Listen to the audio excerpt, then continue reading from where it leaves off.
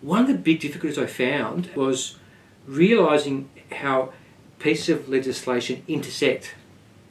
And in other words, that piece of legislation, the meaning in that section, may only derive its meaning particularly from a section in another piece of legislation, and how they interact is actually how you get the meaning, for example. Does that make sense? I mean, it's, or, you know, you can only interpret that section in regard to a section somewhere else. That makes sense. And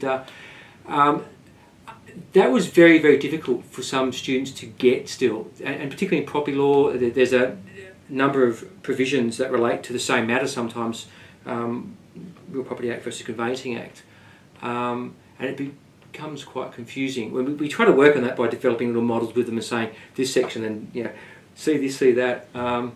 I've really found it as well in the strata legislation is that they don't read often further in sometimes. That they'll see again one section that looks like it's on point, because it may well say exactly what it is they're meant to be looking for, and they're not realise that, again, how that section is interpreted may well require you to go back and look at the objects of the Act, or another section of the Act at a more level. So they're looking at the Act in a very isolated kind of manner. I think understanding how an Act works in its entirety is a real challenge. And it's a challenging practice. I've noticed that myself. You'll go and look at something and realise that there's another Act which also applies for a cause of action, for example.